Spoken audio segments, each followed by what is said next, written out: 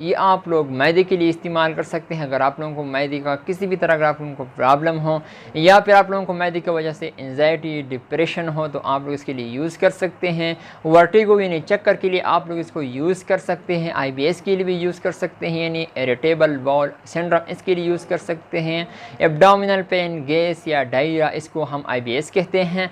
और मैदे का तेज़ाबियत, मैदे में गैस, मैदे में दर्द होना, और अगर आप लोगों को खाना सही तरह से हज़म नहीं हो रहा तो उनके लिए इस्तेमाल। अस्सलामुअलैकुम दोस्तों, क्या हाल? उम्मीद है कि आप लोग सब खैरियत से होंगे। गाइस, आज एक बार मैं आप लोगों के साथ हाजिर हूँ मेडिसिन क्लब से। आप लोगों को तो पता है जब भी मैं वीडियो करता हूं तो मेडिसिन के हवाले से करता हूं, तो आज भी हम रिव्यू करेंगे प्रेडोजिन टेबलेट के बारे में कि प्रेडोजिन टेबलेट आप लोग कौन सी बीमारी के लिए यूज़ कर सकते हैं, इसका सही तरीका इस्तेमाल क्या है, इसका साइड इफ़ेक्ट क्या है, इसका कॉन्ट्रा इंडिकेशन क्या है। तो इसके बारे में आप लोगों के साथ फुल डिटेल शेयर करूंगा।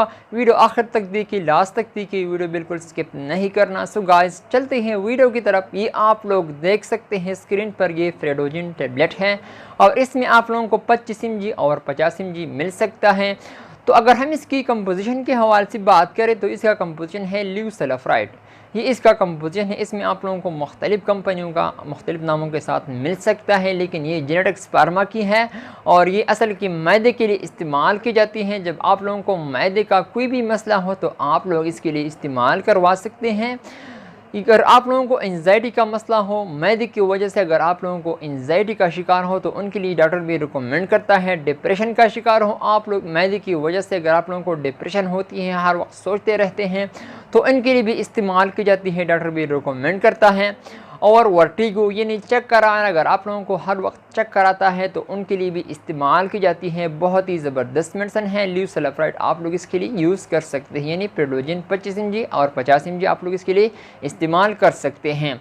IBS की बीमारी है जो उनके लिए भी इस्तेमाल की जाती हैं। इरिटेबल बाउल सिंड्रोम, इसके लिए भी इस्तेमाल की जाती हैं। और इरिटेबल यानी IBS का मतलब है जिन आप लोगों को एब्डोमिनल का पेन हो, गैस हो या डायरिया हो, तो इनके लिए भी इस्तेमाल की जाती हैं। बहुत ही ज़बरदस्त मेडिसिन है, डॉक्टर भी रिकमेंड करता है। अगर आप लोगों को मैदे में तेज़ाबियत हो या फिर आप लोगों को मैदे में गैस हो या फिर आप लोगों को मैदे में दर्द हो या फिर आप लोगों को खाना सही तरह से हज़म नहीं हो रहा, तो इसके लिए भी इस्तेमाल की जाती है, डॉक्टर रिकमेंड करता है। अगर हम इसकी साइड इफ़ेक्ट के हवाले से बात करें तो साइड इफ़ेक्ट आप लोगों को लो बीपी हो सकता है, यानी लो ब्लड प्रेशर हो सकता है, आप लोगों को स्वेलिंग हो सकती है, वोमिटिंग हो सकती है, नाज़िया और डायरिया आप लोगों को हो सकता है, रेशेज़ भी आ सकता है।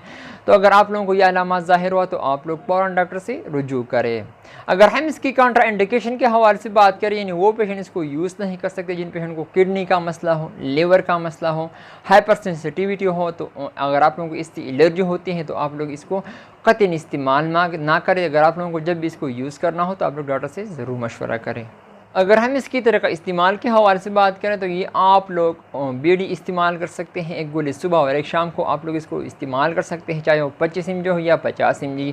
आप लोग खाने से पहले आप लोग इसको यूज़ कर सकते हैं। अगर आप लोगों को जब भी इसको यूज़ करना हो तो आप लोगों को नहार मुँह इसको लेना होगा। सो गाइज़, ये था मेरा आज का वीडियो। उम्मीद करता हूँ कि आप लोगों को पसंद आई हो। अगर वीडियो पसंद आई तो इस वीडियो को लाइक भी करें, कमेंट्स भी करें। इंशाल्लाह नेक्स्ट वीडियो में फिर हाजिर होंगे। आप लोग जहाँ भी रहें खुश रहे। So thank you for watching.